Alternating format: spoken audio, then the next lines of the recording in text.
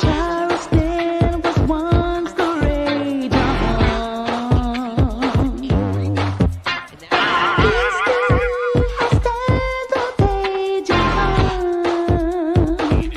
and the beat goes on. The beat goes on. And the beat goes on. The beat goes on. The beat goes.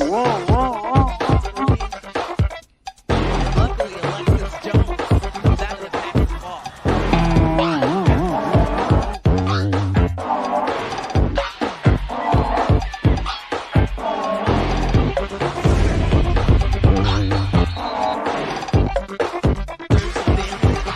Casting it down in front of him.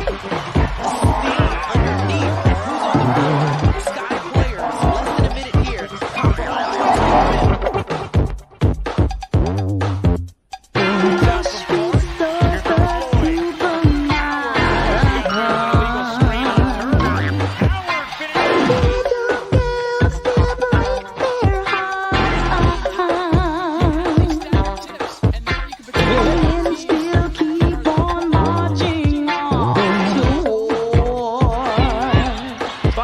Plenty of room in front of her.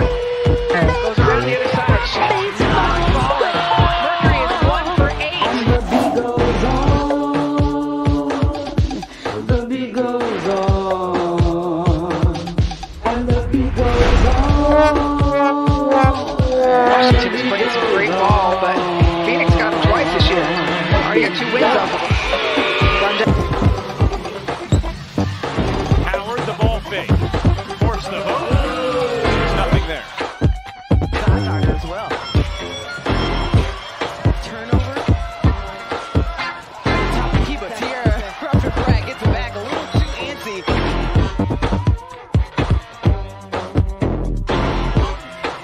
Given some space. Here is Clark. First period. Off. Lloyd, the offensive rebound. She gets the putback. So did Howard. Rebound. Collect.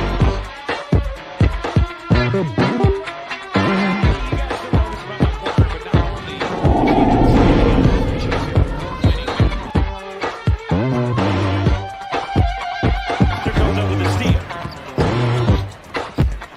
Catching.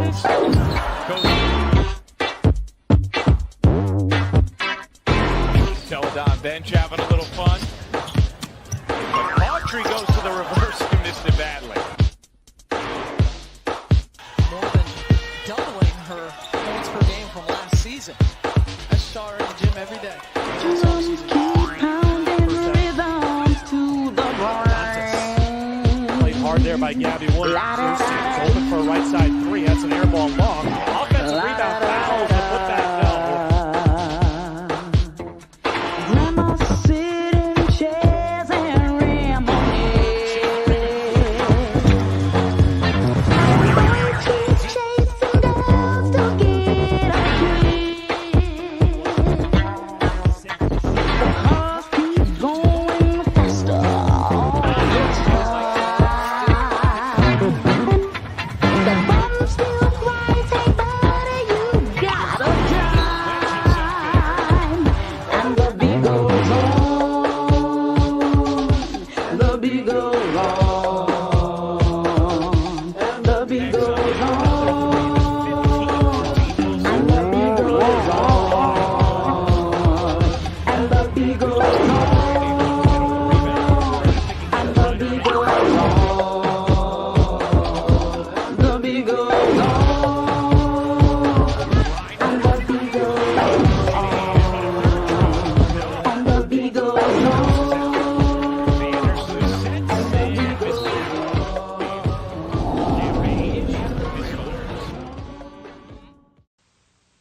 And now for our feature presentation. I hate you, hate you. I hate you, hate you.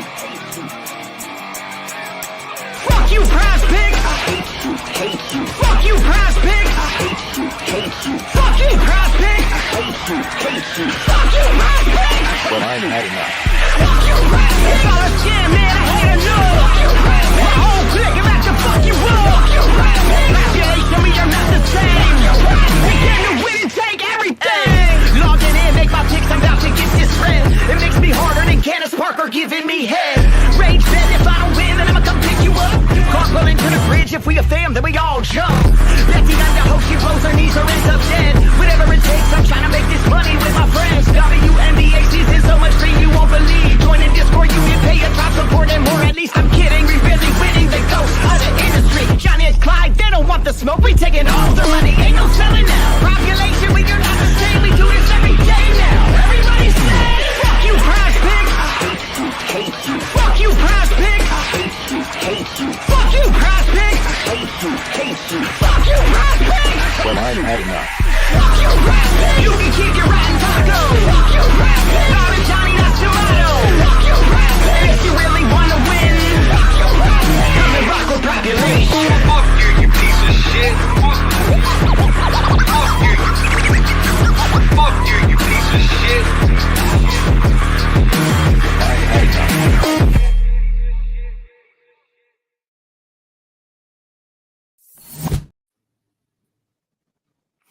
All right, and we are back, guys. Yeah, we had a great opening day on Friday. Want to do a little recap. We almost swept with our rankings, except Shakira Austin just did not look herself in that first game. Lacked some confidence, just looked out of it overall. But then the very next game she played in, she went absolute Shakira beast mode, which what we expected from her. But yeah, I mean, most of our core calls came through, and hoping to repeat again today. Today we have a 2-game slate, so much smaller, and then we don't have any games tomorrow, and then I believe 2 on Thursday, and then I forget how many on Friday. But how you doing, E? Doing really well. I think right now we're getting a break, in between our really, really busy schedule here. So everyone enjoy that little bit of time off they're getting right now, because it's not going to last. Yeah, I feel you, but yeah, let's see let's catch up with chat and see how everyone's doing. Everyone enjoyed their weekend. What up, Draco and J. Cole, our longtime homie. What up, Base the Wolf, and what's got Jatoa and Sean Marino. Let's get it. And Jay. Yeah, a lot of familiar faces. Love to see everyone back. Yeah, let's get into it. So the first game starts at 7 p.m. Eastern. It's a 158.5 total. We just saw this matchup. Only thing different is where it's being played at. I think I need to flip it, but yeah, it's we saw this game on Sunday, and it was in Connecticut, and now today it's gonna be in Washington, so it's Connecticut at Washington. And I believe I have it wrong. Washington's 4.5-point favorites, correct? Or is it Connecticut? Pretty sure it's Washington. Yeah, I believe Washington. Connecticut won on Sunday at home. Kind of somewhat of an upset after we saw that performance by Washington against the highly touted New York Liberty. Kind of blew them out the water. But they were at home in that game, and then they traveled to Connecticut and lost by 4, I believe. Let's start with the away team in Connecticut here. Let me pull up the stats for that game. So looking at who dominated the overall usage percentage, it was Bonner. She had 30% usage. And then behind her was Tiffany Hayes, and then kind of split up between AT and Brianna Jones. But I believe both AT and Brianna struggled with foul trouble. They both finished with 5 fouls. But some key notes: AT had around 29 potential assists in that game, finished with 6 assists. She had a 35% assist rate. A lot of her passes and converted assists went to Bonner or Heidemann. So it seems like with her assists, I mean, she's definitely dishing it out. It's just the conversion rate's so low with this team, and they're not hitting the shots. So it's going to be like that with Connecticut. The assist potential is always going to be there for AT, but it's a matter of her teammates are going to make their shots or not. And this is probably tough matchup traveling to Washington. We saw what Washington did at home against the Liberty, and then also wanting revenge after losing to Connecticut. So I'm a little bit hesitant on AT for her assist potential here, being at 6 flat, and what we've seen her teammates do with her passes. But she is bringing the ball up a lot, like we've seen in the past, and setting the offense. And then Brianna Jones, she, I believe, finished with 15 points, but she really struggled early and sat a large portion of the first half. And she did that in the first game against Indiana too, I noticed.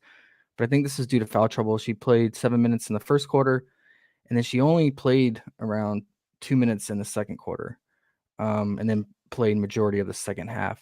And something pretty similar what we saw in Indiana too. She had a really weird second quarter rotation. I don't think she was in foul trouble in that game. I have to go back and check early foul trouble.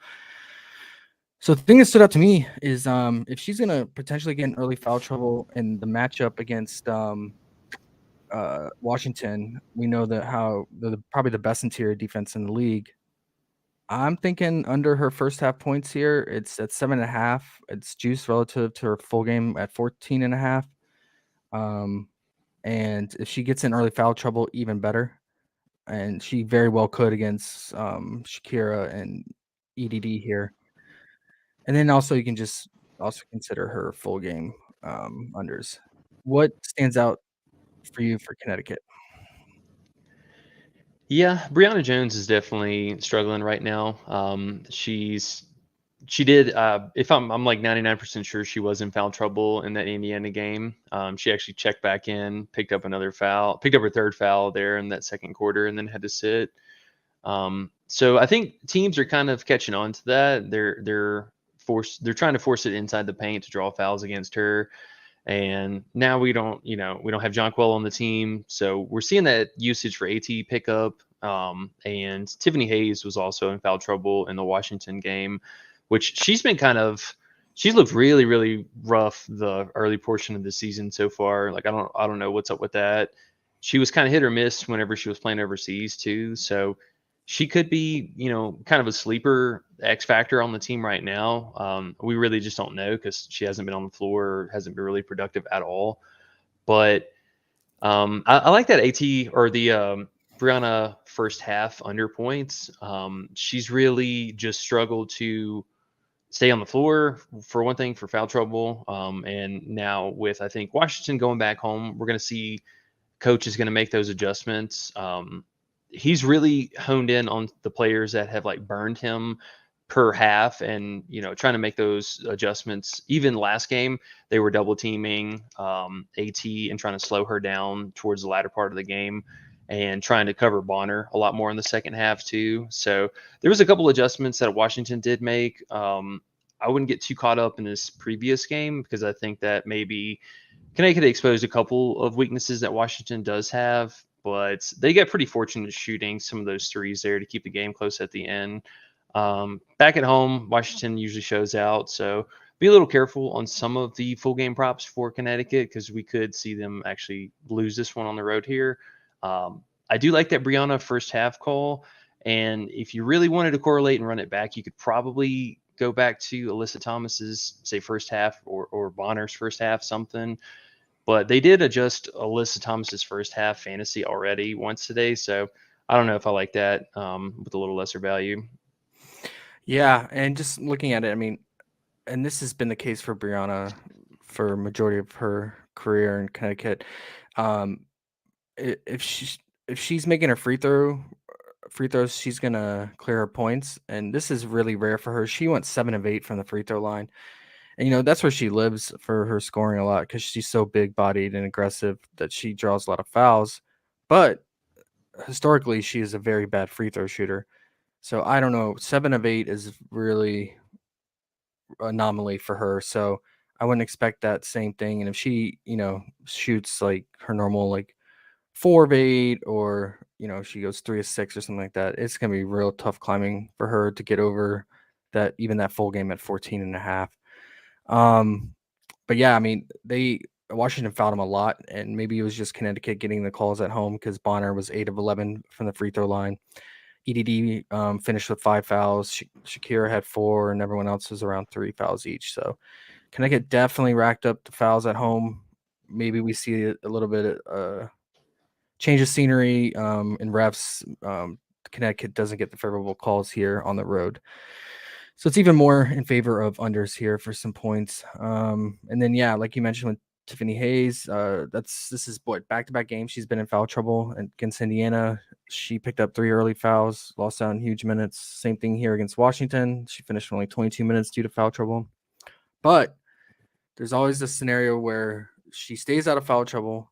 Brianna Jones is struggling, Bonner's struggling, and she picks up the scoring. So I agree she could always be the X factor, kind of the wild card here. She is a new piece on this unit, and especially on the starting unit. So I don't know what to make of it. We did see Rebecca Allen make her first appearance in this game as well for Connecticut too. And then what happened with Dejanay Carrington? Why did she not play? Mostly just coach's decision for whatever reason. I don't know if it's just with this being a new coach and maybe they just don't have the same rapport together. But that was actually something that even the commentators for the game had brought up. They were like, kind of surprised to see that Dejanay hasn't been involved like whatsoever. So I don't know if maybe there's something personal going on, or if her and the coach aren't on the same page. Because I feel like there's definitely some small wiggle room here. But the coach seems to be, what's her name? I can never remember. Miss Harris. She seems to be kind of favoring her right now. She's got a little bit more size to her, but I think that Dejanay is a better role player on the floor. Like, she brings a little bit more scoring upside, whereas Hayes, she is more of just kind of like a big body defender. She helps on the glass, helps with the rebounding, but pretty terrible offensive upside. I mean, she went 0 for 5 from the field, 0 for 2 from 3. One, she looks like Alyssa Thomas on the floor, and it throws me off like no tomorrow. And I think her number is 52 as well. So AT's 25, she's 52. Dyslexia going crazy watching game film, but she is just kind of like a role player on the floor right now. She's not really doing like a whole lot. So I think maybe she could be subject to what's going on with Tiffany Hayes throughout the game. Like, is she going to lose minutes directly from Tiffany Hayes staying in the game and benefiting from that? Or are we going to see maybe does coach want to start splitting those minutes a little bit more from the backcourt and dims it down a little bit more between her and Dejanay here? So we really don't know. I would be careful with some of those backcourt guards, especially coming off the bench. And I mean, honestly, from the front court too, Bonner has been the only consistent player, only consistent guard as far as like offensive upside so far. So I don't know what to make of everyone else. I mean, so far it's really just been 3 different players, the 2 bigs, and Bonner here shooting the ball. So this game might be a little bit of a different script. I'm not sure, but we'll have to kind of see. Yeah, I mean, Bonner, I think the production is mainly there due to the usage right now, it being at 30%, and probably a big part of that's JJ being gone. But shooting wise, she's not efficient. I mean, she was 30% from the field, 20% from 3, and again, a lot of her points came from the charity strike with 8 free throws made. So on the road against probably the best defense in the league, I'm probably just gonna stay away. And I believe she was recently bumped too. So Overnight, yeah. yeah. Yeah, I mean, 1 of 5 from 3, 8 of 11 from the free throw line. So yeah. Anything else you want from Connecticut? Unders or overs potentially? Um, uh, I think there is still some interest in either. I want to say Brianna's rebounding upside here. She still, if so, she can get the minutes. Her potential rebounds per game have been pretty insane so far, like a clear 2-to-1 ratio.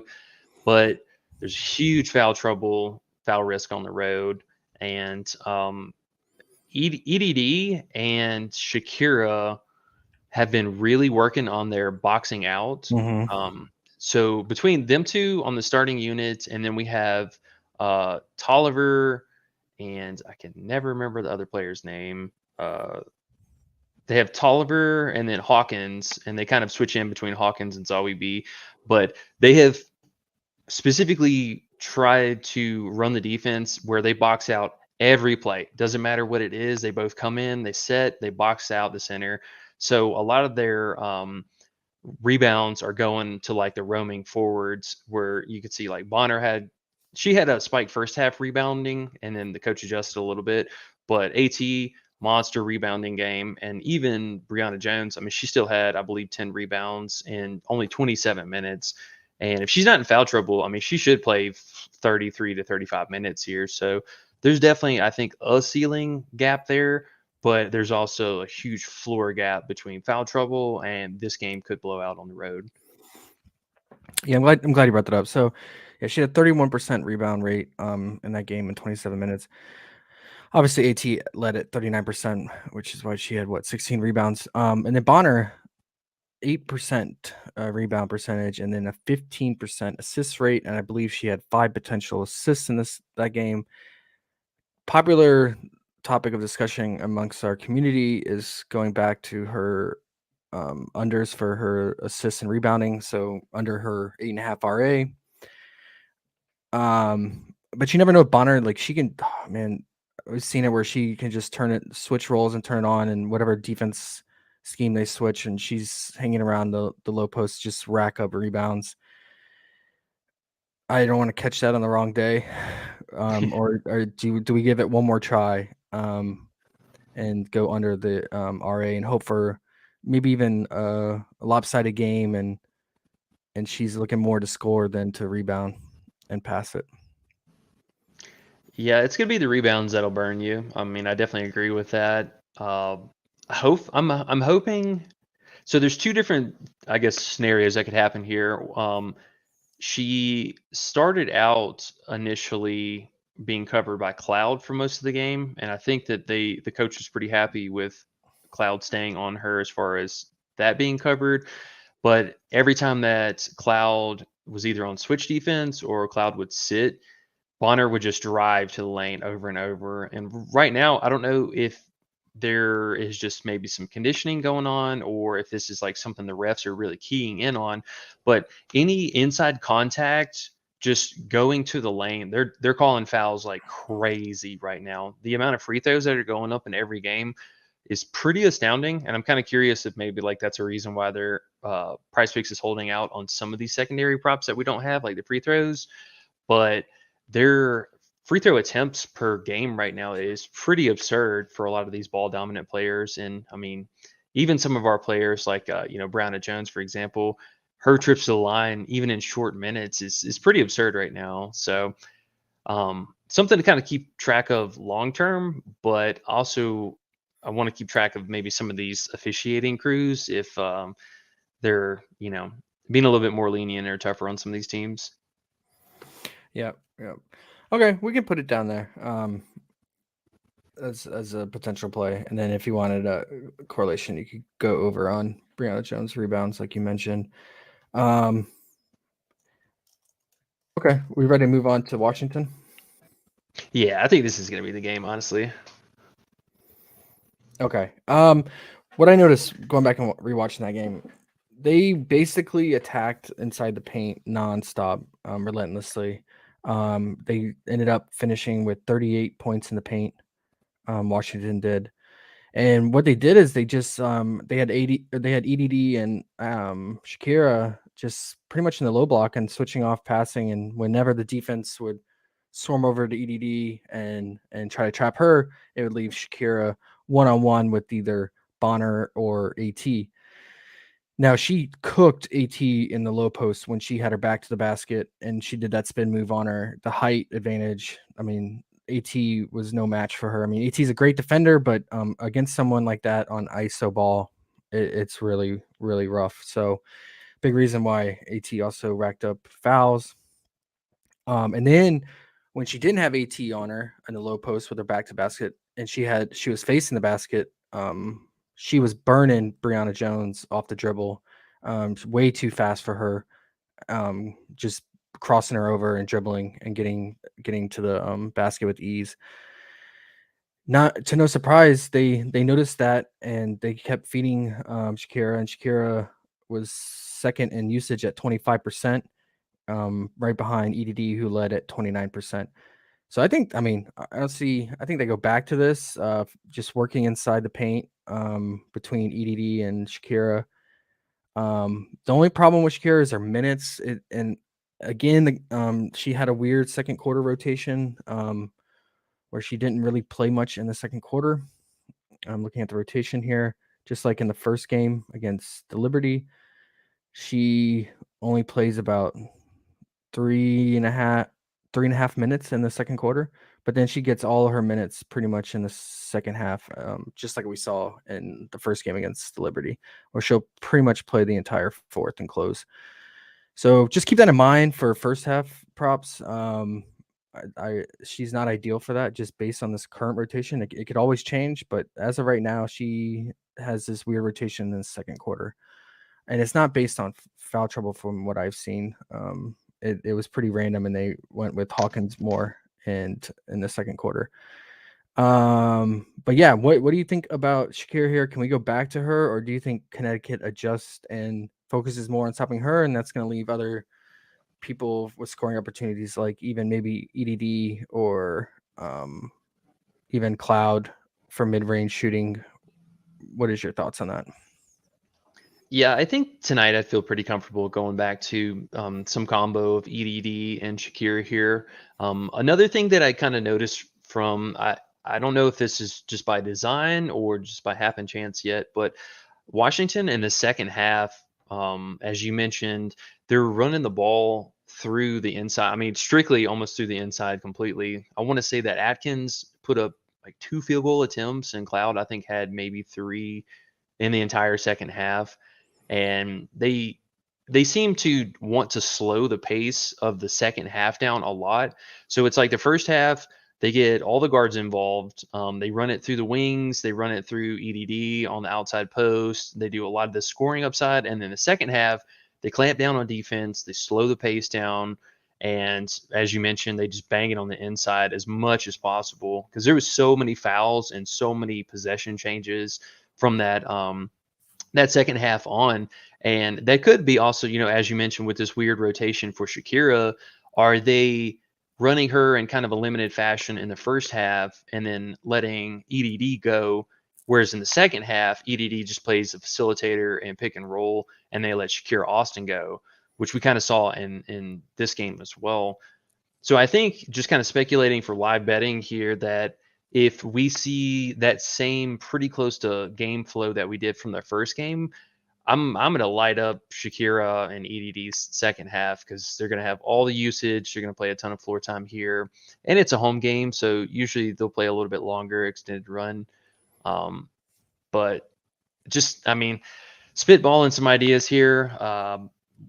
One thing that I am kind of annoyed with Washington so far is a coach is in love with Walker Kimbrough. I don't know what his fascination with her is. She is so horrible, awful. I can't even. Yeah, I'm sure awesome person, but horrible NBA or WNBA player. Terrible. And he is just forcing her minutes alongside cutting down on Sykes's minutes. I don't understand it. The game that they lost, coach just refused to play Sykes here, was leaning on Walker towards the end of the game, and she couldn't make a bucket to save her life. So not sure what's going on with that. She is definitely cutting away some production, and it's going to be game dependent. So for me, if I'm not playing EDD and Shakira and tandem together. I'm playing Cloud, or I'm not playing anything at all from them right now. Yeah, same with I agree, and same with Atkins. I feel like she's just the bystander to the front court and to Cloud in the back court. So, and then Sykes muddies things up too. And then looking at the playmaking, Cloud is always a go-to for her assist potential, but since Sykes has been on this team, it's been almost 50-50 split. I mean, the Cloud is around, from our calculations, around 14 to 16 potential assists, and Sykes is right behind her around 10 to 11. So could be a reason why Cloud is not racking up those assists like we're used to seeing. So just something to think about. I mean, she's been right there on the cusp, and I think a lot of that is just, again, due to Sykes being part of the team now. And as you mentioned with Atkins here, if she's not shooting the long ball, then I mean that assist potential conversion rate's probably just going to come from either cuts to the basket or a steal fast break or something like that. I feel Yeah. like we're kind of in this Tarasi situation where we don't have that same look from last year right now. Yeah. It's a crowded backcourt, and like you said, throwing in Walker Kimbrough, making things even more complicated. But yeah, Atkins had a low 14% usage rate, almost the same as Sykes at 12%. So Atkins is about half the usage of EDD and Shakira, and much less than Cloud. I would say on average you could expect this going forward. But I mean, of course, there's going to be games where she gets hot and the usage, she'll have a spike usage rate depending on the matchup and game. But Connecticut being so stout on the perimeter defense, I don't see why Washington would focus on funneling her the ball on the perimeter and having her take all the shots. I think they're just going to go back to the same game plan, I imagine, and forcing in the paint. Okay, so with that said, for Shakira, do you just want to go straight up points here? She didn't really have much stock upside, and yeah, the shot volume was there obviously, but she only had one block and a turnover. But she can get assists here and there, 2 to 3 assists. But yeah. Yeah, I don't mind her points, honestly. They were wise and did not give us a PR line this Yeah, game, I so know. and I'm not paying the tax for that, so yeah, probably just straight up points here. I mean, that's what she did her most damage in, and I think she's always live for plenty of trips to line. 1 for 3 is a little scary, so I definitely need her to make a Yeah, couple more, but hopefully yeah, that was just some road jitters there. that's true. And then, like the first game, EDD played pretty much the entire second quarter. She played most of her minutes in the first half. Like you said, and then kind of in the second half took a backseat a little bit. Do you want anything for her? And if you do, should we look for first half? Yeah, they have her fantasy line at like 17.5. It's kind of random. A bit of a stock upside here. I will say she's been getting most of her stocks in the first half, probably just from having more bursts of energy there. But she's taken quite a few shots here. I mean, I know that seasons past she can burn us, but they are at home, so I want to give her the benefits. Either something with points. I mean, she's gone over, I believe, her point line in the last 4 games straight, but she is rebounding at a pretty high rate in this matchup, so I feel like we're doing somewhat of a disservice there. Yeah, either points or fantasy. Probably fantasy. Just if they're running the pick and roll, she's got some block upside here. Your number 17.7. Super random. And then we'll say she doesn't get the stocks here. 14. Okay. Well, maybe we'll just hedge with her points here. Okay. Anything else? Did you want any Cloud or anything?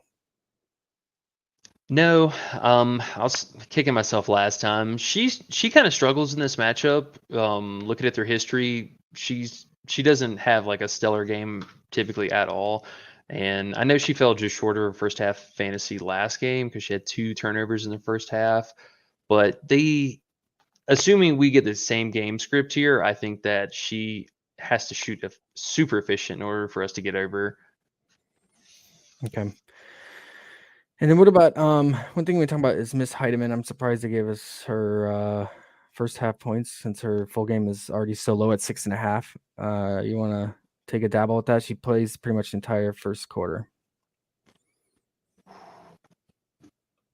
If she hits a 3, you're cooked. But No, over. I'm saying. oh, over? Okay. Yeah, I can get behind that. Because she definitely fades off in the second half. I mean, I don't even think she had like 2 or 3 field goal attempts tops the entire second half. Yeah. So, yeah, first half over. If you really want to sweat the full game, I mean, she could go over in the first half, but that'd be on you. I'm waiting on that assist prop if we ever get it. Yeah, I looked for it because she's like second to 18 potentials. So, and we saw in this game her assist rate was second to her at She had 11. 27.3. Yeah. Actually, Brianna Jones was tied with her at 27.3 assists percentage. And then AT at 35. Okay. All right. Well, let's see. Community's got anything? You guys Sean said had to have some pizza, but I'm here. All right, man. What flavor? What up, Coach DFS? Pizza sounds good. It's like Sykes is a dog. Sykes is also just a like hog of all stats. Like she'll hog rebounds, assists, stocks. So I mean, she definitely. I mean, she killed Shakir also in that first game against Liberty. She had like 10 rebounds, but that kind of makes sense because Liberty they chuck so many threes, while Connecticut again, to no surprise, they're last in 3-point attempts. They take all their shots inside within 15 feet. So I think that's another reason probably why Cloud and Sykes only had 3 and 4 rebounds each. Makes sense. What up? J.R. Smith's Bulls too, man. It's been a long time. Good to see you here, buddy.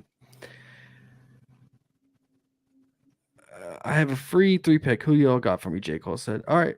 We'll see about when we finish up at the end. See if we can come up with a solid 3-pick for you, Jay. Okay. Oh, I didn't go over this. Some stats. It's early in the season, so kind of these team stats are kind of take it with a grain of salt. But yeah, Connecticut and 3-point attempts is last so far. And they're allowing the least amount of 3 points made. And Washington's allowing the second most free throw attempts, and I think it's skewed because of that game against Connecticut on Sunday. And then defensive rating, you see they're both top 5. And any other key ones I wanted to point out? Oh, Washington has an overall team rebound percentage of 11th, so they're second to last in rebound percentage. I think that was probably because that first game against New York, they really struggled on the glass. Shakira didn't get it done. EDD did most of the heavy lifting, but yeah, we saw Brianna Stewart have almost 10 rebounds by halftime. Yeah. But yeah, those are just some early stats to keep in mind. But let's head to Minnesota. This game starts 1 hour later, 8 p.m. Eastern. A little bit higher total, 162.5. It's going to be aired for free on Twitter. Whoever wants to watch it and doesn't have the WNBA League Pass, which I recommend. It's only $25 for the entire year. But yeah, Minnesota being the home team, 2.5-point favorites here, coming off a pretty embarrassing loss to Chicago. They came out the gate in that game on fire. And had a pretty substantial lead. Chicago wasn't scoring at all, and then Chicago just took over from there and never looked back, and Minnesota fell apart. But this is kind of expected for this Minnesota team with their defense being really bad, and them losing their key anchor in the front court with Sylvia Fowles, and now relying on Jessica Shepard to hold it down. But yeah, let's start with Atlanta, the road team. We saw them basically run and gun offense. They look like they might run the fastest pace by the end of the season. When all the stats are cured and everything. They played at such a fast pace. And it makes sense with Ryan Howard and McDonald. Both of them were going to push the pace. And then Cheyenne Parker is, for a big, she can really push the pace and get up and down the court. So I expect them to really push the pace. Minnesota, on the other hand, in their first game, they ran the slowest pace so far in the season out of all the teams. They're last in pace, and Atlanta so far has third fastest pace. Any other key stats? Oh, both these teams are turning it over, which I want to get into detail here. At a very high rate in their first games. We kind of expected that. Atlanta last year was always top 3 in turnovers, and that should continue. Minnesota, being how young they are, running 2 rookies with decent minutes, we should expect turnovers. And then Minnesota is getting absolutely destroyed in the paint. So we saw Big Liz go off against them. And I think we could see the same thing here with Cheyenne Parker. So segueing to that, they juiced her points to 12.5. Opening day for Atlanta, she was at 11.5. She looked really good against Dallas, but that was when McGoden went down with her injury and didn't return. So she got all her production pretty much done in the second half. She went off. And a lot of it was off of watching the film. A lot of it was off of offensive rebounds, second chance putbacks. I think she had 11 rebounds, and I believe 9 of those 11 were offensive rebounds, and 2 were defensive. And a lot of those offensive rebounds were putbacks. So she is really getting it done on the offensive glass, and she could very well do that here against Minnesota. I know Elizabeth Williams against Minnesota had majority of her 6 rebounds were offensive rebounds. And Cheyenne's really good and crafty at getting those offensive rebounds. So we could see the same thing here. So I'm on the fence. You could either take her fantasy PR or points, but I like the upside here with Minnesota's interior defense being so bad, especially when Shep is off the court. They have no one inside to stop traditional bigs, low post players who can play with their back to the basket. So definitely like Cheyenne here. I probably would just take her full game because their first half she can get in early foul trouble, and it seems like she kind of picks it up in the second half. So leaning full game. And then let's talk about before we go to shot volume monster Ryan Howard, let's talk about Alicia Gray. She started off shooting really poorly. I think at one point in the game she was 0 of 6. So she really got it done with other things, including playmaking and rebounding here. She led the team in assist percentage. She was around, I want to say, what was she at? She was at 36% assist rate. We haven't fully calculated the potential she had, but yeah, she definitely led the team in the assist department. So at 3.5, I think you can definitely consider it. Yeah, she had a 50% assist rate here. Next closest was Cheyenne Parker. So I mean, they don't really have a true point guard. So I think Alicia Gray could continue to do a lot of the playmaking, especially with Ryan Howard focused on scoring. So 3.5, I don't mind. And even if you want to go with her RA, since her rebound percentage, she was around 20%. But she did have quite a bit of offensive rebounds. That's kind of what I was leaning. I think it's a solid pair if you do like Alicia Gray's 3.5 assists and Cheyenne Parker's points. Ryan Howard opened at 17.5 points and has gone all the way up to 19.5 points. So that's a little rich for my blood. I'm going to stay away because she's a very volatile shooter, as we know. She can go 4 of 8 from 3, or she can go 1 of 9 from 3. So if that 3 ball is not falling, I mean, the shot volume's going to be there. But she played the entire second half in that game. I don't know if you knew that. If you look at the rotations here, she did not check out after halftime. You see she played the entire third and fourth. And she led the team in usage. She had a 25, or no, sorry, she was second to Cheyenne. She had a 25% usage rate, while Cheyenne Parker was at 26%. And then AD Durr was right there at 26% as well. She was chucking a lot in that game too. And then McDonald was kind of a disappointment. We've gone to her in the past, but more when she came off the bench. So maybe she's going to struggle to find her feet on a starting unit and her role. So might be a stay away until we see her kind of improve. But yeah, like I said, Minnesota allowed 36 points in the paint to Chicago. So I think Atlanta could definitely get it done, scoring in the paint. And then also Minnesota they allowed 13 points off of turnovers just in the first half against Chicago. And they finished with 21 turnovers in that game.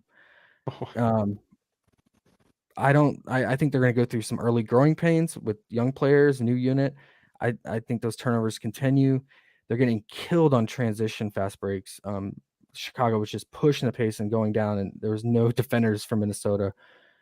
So players like Ryan Howard, and then like I said, Cheyenne Parker can get down court much faster than Shep. So I think they're going to really push the pace even more so against Minnesota here, and probably score a lot on transition and off points off turnovers too. So something to think about. That's kind of what I was thinking for Atlanta. Curious to see what you think. Any players standing out to you, and what is your overall thoughts? Yeah, I think that Alicia Gray call is actually very sharp. Her, I mean, she almost has to set the offense here. I think we were a little bit worried about last game, just kind of seeing the starting unit, how exactly they would run it through or run the offense through Howard here, which they kind of still did. I feel like for the first half, they were still trying to force Ryan to bring the ball up and, play make from the top of the key there. But once Alicia Gray started missing and they switched that narrative where she was setting the plays and being able to have between Parker and Howard here. And even though McDonald shot horrible, I think her role in this team is just going to be that 3-point sharpshooter. For her today, it's a low hanging fruit. And I think matchup wise, it would give me the nod. I'm not super confident in it, but if you wanted to play a McDonald prop, it's definitely going to be that 1.5 3-pointer. She took 7 threes last game, I believe, out of her 9 field goal attempts. So she is strictly just going to chuck it from 3 and try and help facilitate a little bit here. Same thing with Ryan. Her points, I didn't even realize they were bumped twice already. So if you're going there, just do the 3 points. If she's going to be making it rain, it's going to be from 3. I don't see her taking quite a few trips to the inside with success. I mean, Minnesota, even though they're a bad team, I think that they're reasonable on preventing the guards from doing the inside lane cuts. And with her just in the namesake, they're probably going to focus on her a little bit more this game. So, and we also have to keep in mind that Atlanta on the road, that's been a bad team to target typically last year. I know we got a bit of a different composition makeup, but that is something to keep in the back of your head. They were atrocious on the road. One other small thing, Danielle Robinson is also out tonight. She was hurt in the first half of last game and did not return. Yeah, and that probably helped Alicia's Gray some assists even more so. Glad you brought that up. And then another key piece of information that you brought up earlier today is that Monique Billings, who's a key rotation piece for them in the front court, is making her return today. Mm-hmm. But we don't know how many minutes and her involvement. But yeah, because their front court is pretty crowded, having Nia Coffey and Naz Hillman, and then now you're throwing Monique in there. So we'll have to wait and see on that. But I think Cheyenne's minutes are pretty secured at 30 if she stays out of foul trouble. For sure. Did you have a favorite prop for Cheyenne Parker, or do you want to go with their fan? She had 6. By the way, she had 6 turnovers in that last game because they're running a lot of the offense through her and the high pick and roll. So, but she did have 3 steals. Yeah, I don't think she's going to have quite that many turnovers. I think she's got a somewhat of an advantage on Shep tonight. They're both 6'4", so the height's going to be the same. I think Shep has a little bit more of a wingspan, but Parker has about 12 to 13 pounds on Shep, so she's going to be able to probably back her down fairly easy in the post.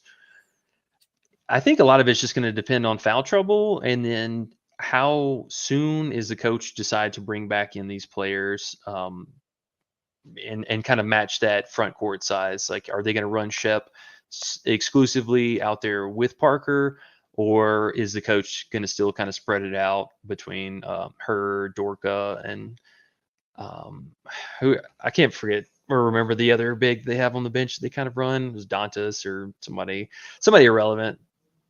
They ran Milik a little bit, but yeah, it was mainly Dorka and Bridget Carlton off the bench. Bridget, and yeah. and Tiff Mitch. So Mm-hmm. And what's your take on this whole Tiffany Mitchell situation coming off the bench? she looked a little rusty to start. She had some bonehead turnovers and then dumb fouls, but she hit open three. You can see that she kind of wants to let loose, but I think she's just trying to find a role in this team still. But I think once she does, sky's the limit for her. We know the scoring potential for her. So, but we're not, as long as Diamond Miller is playing well as their main rookie and number 2 pick, like they're gonna keep giving her all the opportunity over Tiff Mitch. I think they need to say bye-bye to Rachel. She's I know they want her out there for 3-point shooting, but man, we saw her airball a 3 really bad, and just played terrible. I mean, really, really bad. If it was me, I would just start Tiff Mitch over Rachel, but we'll see what they do. Yeah, Rachel was 0 of 6 from the field, 0 of 4 from 3. Yeah. Okay. Yeah. Well, let's dive into them. And did you have anything else for Elena besides those 3 we talked about? No, not really. I guess, did we want to, for her second prop for Parker, I guess we got to roll the dice with her fantasy. I know somebody, was it Draco? He was asking about her PA. They have it slightly taxed right now.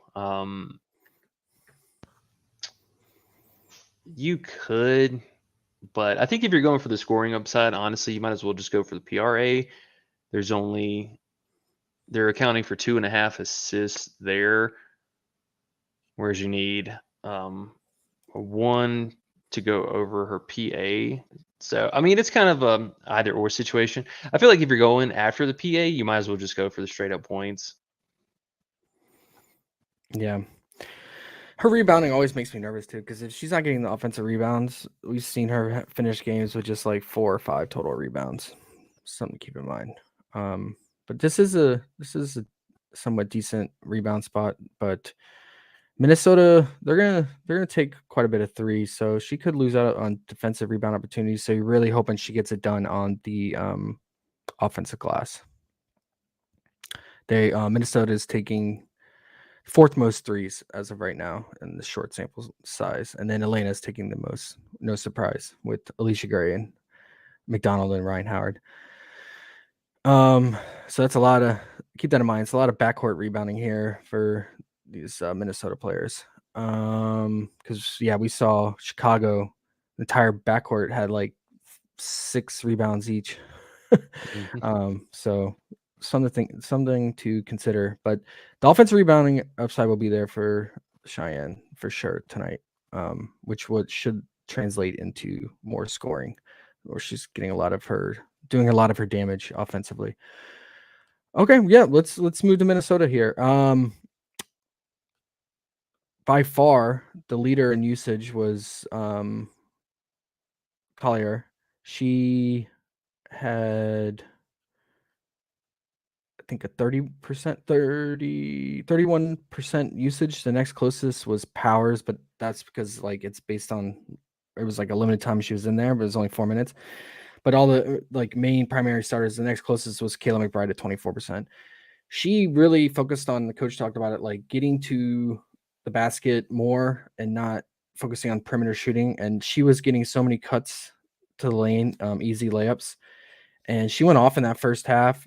I think the second half she kind of died off because the team fell apart as a whole, and they were trailing big. And then I think probably she's not in full game shape yet, just missing all of last year. But I think I don't mind going right back to her first half props here. She's going to probably continue to lead this team offensively, and then she racks up stocks. She, I believe, had 5 stocks in this game. She had 6 turnovers as well, but I think that's only going to improve the more playing time she gets reacclimated. But yeah, 31% usage. I think definitely want to target something for her. I know her lines are juiced. I was thinking her first half fantasy at 17, or you can try to roll a dice on her full game 33.5. But she had some weird rotation where she checked out. Yeah, fourth quarter, man. We were so upset about that. Checked out in the fourth. And then did not return, and then only returned because someone fouled out or something like that.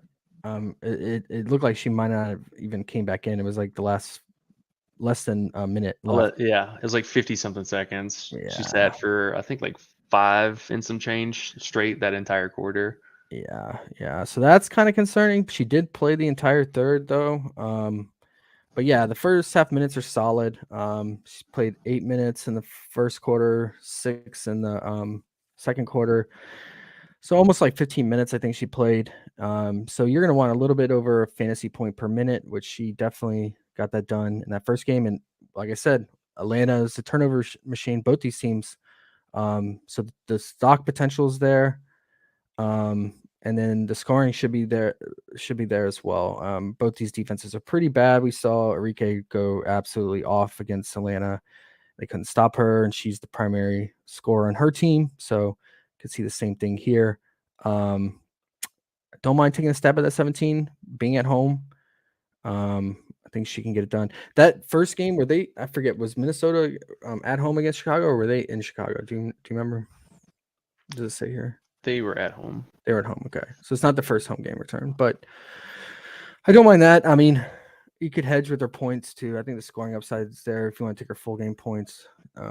She should continue to lead the team in shot volume because Kayla McBride, besides hitting some threes, she's just not it.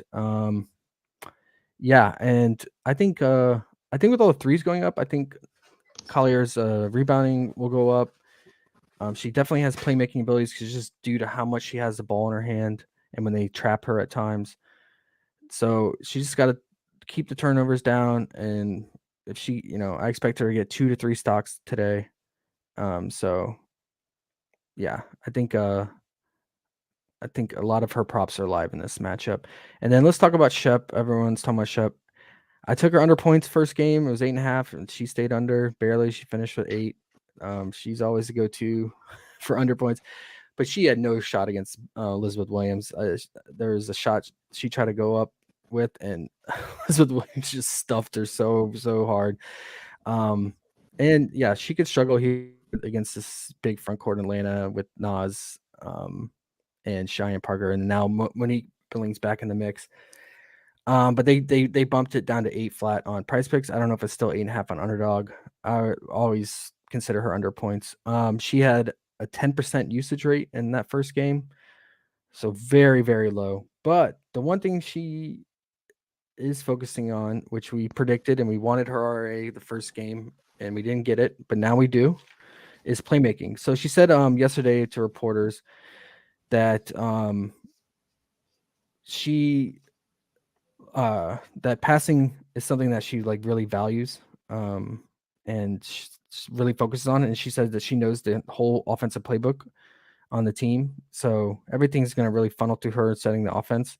She had a 43% assist rate. I believe what was her potentials were at 11. She had 11 potential assists. Definitely led the team here. I don't see that changing much since they don't have a true point guard.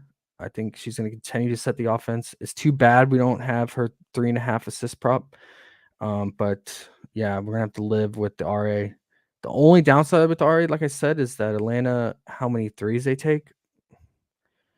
she could lose out on a lot of rebounds, but she's gonna play as many minutes as she can handle because their front court is so thin. So I think the RA is in play, and you can stack it with Collier's points or even her fantasy. But yeah, what is your thoughts on them and Minnesota overall? Minnesota's gonna be a pretty fun team to not only target, but I think play a couple of these players who start getting hot and figure out their role in the offense here. I love the Collier call. She's just an absolute workhorse, and a lot of folks, I feel like they just don't know who she is because of the injury time off that she had, and going back and seeing some of her old game footage. I mean, she is an absolute beast out there on the court. Does it all for the team, so feel pretty good about her. And Shepard, basically kind of the same player, just way less offensive scoring upside. I'm absolutely in love with the fact that we have RA for once. That was our number one prop we wanted for her last year, and they actually gave it to us today, so that's pretty sweet.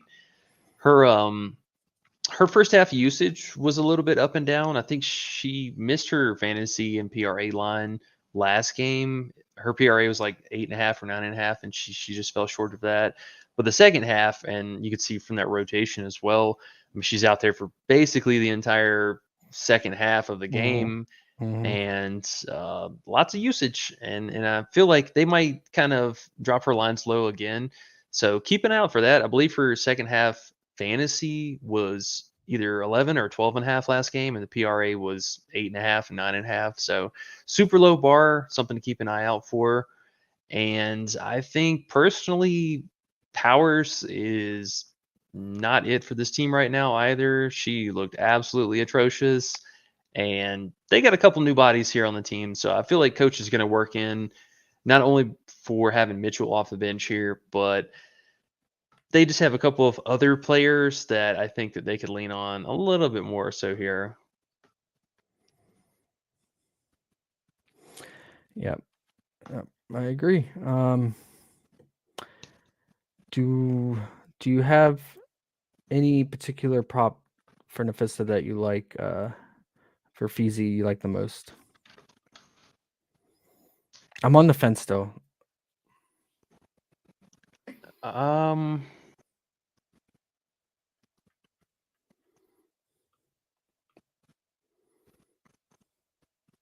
PA is kind of interesting because I do want some of her scoring upside, but man, it's her fantasy a little juiced. They are expecting some stocks here. Yeah, that's what it was last game. I think for her, probably just somewhere based around the points, and then go from there. Point something, I'll say that. Yeah.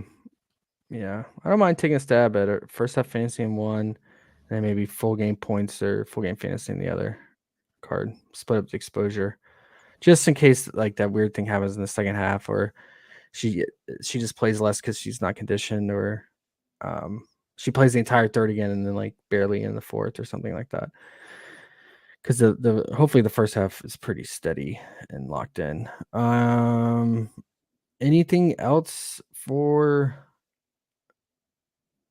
Minnesota here? I guess it's really just Kayla McBride. Yeah, McBride, if you want to go back to her threes or I think her PR is also still in play because they use her as kind of like a roaming four, and she gets a lot of, I mean, she's just a big body out there, so she's a capable rebounder. Yeah, she should get a lot of rebounds against Atlanta today with all the threes going up. Yeah, I think her, Collier, and Diamond should get a lot of boards today with all the 3 points going up from Atlanta. What was her rebound percentage? I know Diamond led the team at 30%. Jessica was right behind her at 26, and Kayla was at 16, and Nafisa was at 19.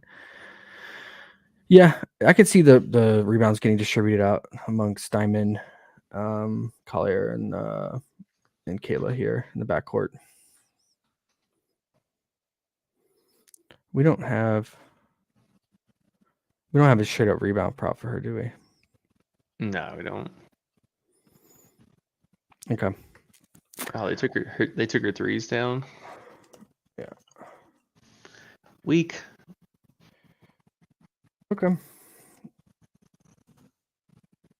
Are we missing anything else here? I think check on Underdog. I think Diamond might be on Underdog at 5.5, or maybe another site. But I thought someone was talking about her line being at 5.5. It's interesting. Only thing with her is her minutes. She's playing pretty low minutes as a rookie. Because I think she's pretty much splitting those minutes with Tiffany Mitchell off the bench. So that's the only concern. Okay, we'll keep an eye on that. And then I don't know if it matters, but Lindsay Allen possibly playing today. Not Mhm. sure. Yeah, I'm glad you brought that up. Yep. And then even smaller, probably irrelevant, but it's Haley Jones's birthday as well for Atlanta. So if they There you get go. blown out, she's definitely playing in garbage time. And we won't have her props. Yeah. Let's catch up with Chad here. Drago, I like Shep today.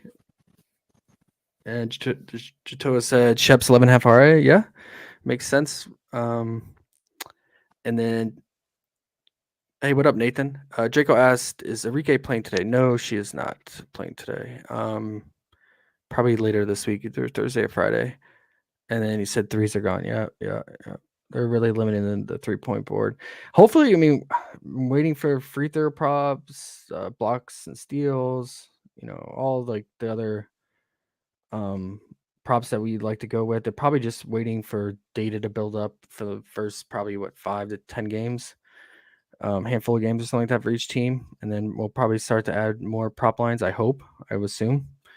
But yeah, let's definitely keep an eye out for that. Free throw props, the way teams are fouling, definitely want free throw props. A lot of these matchups going forward.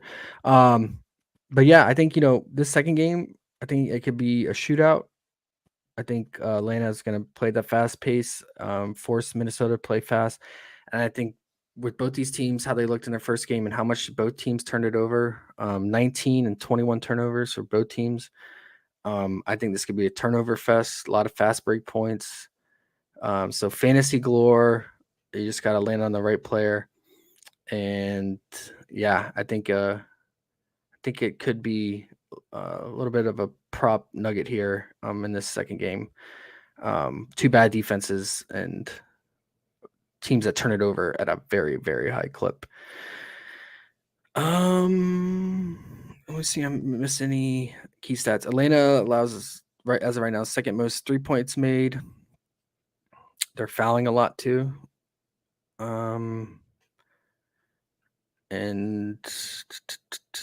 yeah, teams are chucking against them.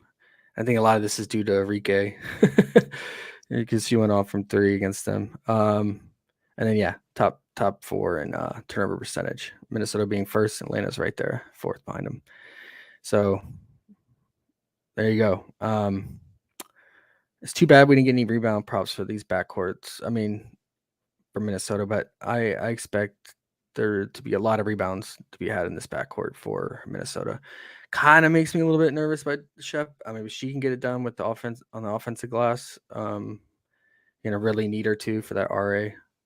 It's just really, it's unfortunate we didn't get her assist straight up at 3.5. Okay, do a little 3-picker stream card here, and we'll call it a day.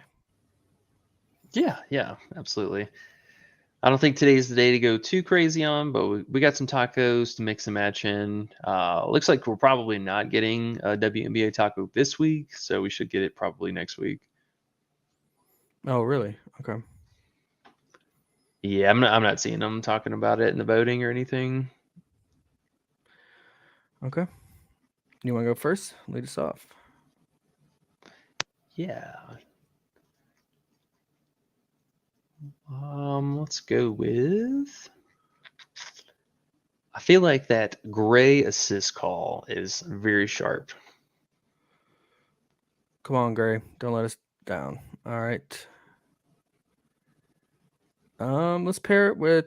Do we want to pair it with Cheyenne here? Yeah, let's do it. All right. Get our cover girl up there. Yeah. And then let's run it back with the Shepherd. Got to. Oh boy. And then if we want a 4 pick, we could either go Shakira's points or PRA, or we can go under on Brianna Jones' first half points, or we can go with Collier's full game or first half fantasy. Go for the full game stack then, huh? Well, since we have Shep on there, let's stay away from stacking the Collier's fantasy. You want to go back to Shakira or under on Brianna Jones? Let's go back to Shakira one more time. I feel like she's still in line for a good game here. I'm with it. There you go. And if you want to make a 6 pick, like I said, I'm probably gonna go. Let's take a screenshot of this 4 pick. I'm probably gonna roll the dice on Collier in this soft matchup at home against a high turnover team, and then you got one more pick.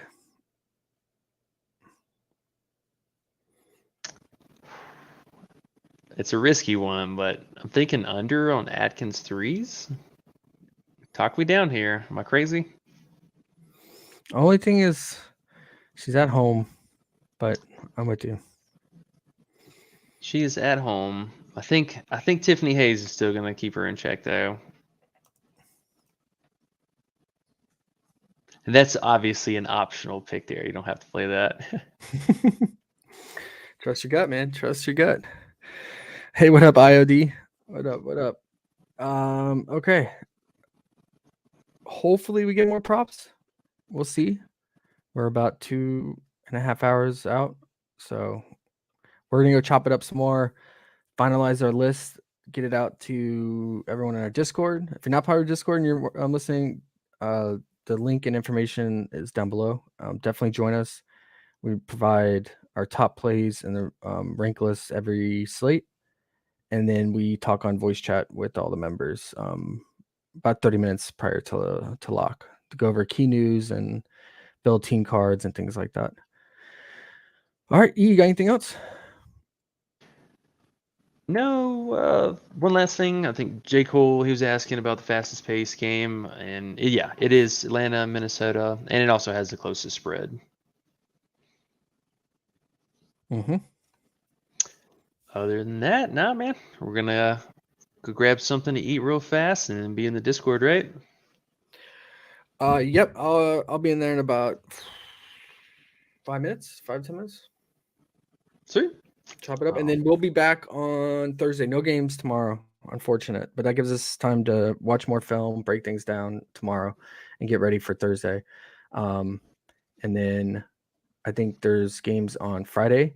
So what we'll try to do on Thursday, we'll be back for the stream. We're probably going to cover the Thursday slate, and then we will also cover the Friday slate because, yes, only 2 games Friday. So probably bang out all 4 games, both slates, Thursday and Friday on the Thursday stream. We probably won't have props for the Friday stream, but we can. All these teams have already played, so we can predict what the lines will be, and just matter if we get them or not. Yeah, hopefully we get WNBA lines tomorrow, because we have just baseball going on, and I believe hockey. There's no NBA, there's no WNBA. Okay, yeah. So we'll be back. We'll see you guys Thursday. I hope you guys crush it, and good luck. Peace.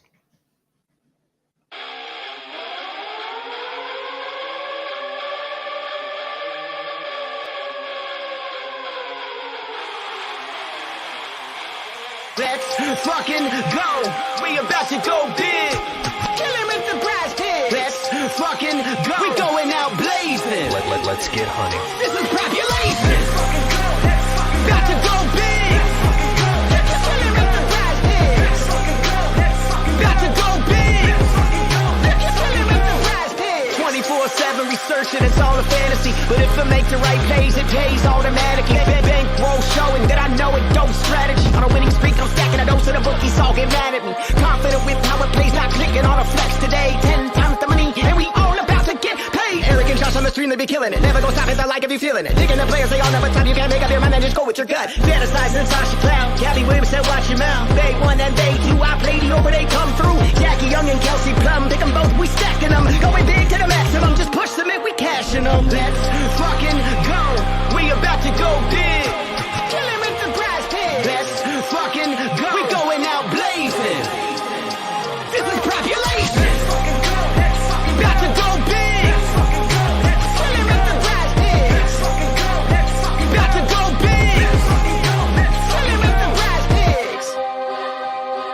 We about to go big. This is the game. We going out blazing. Let's get hunting. This is Propulation.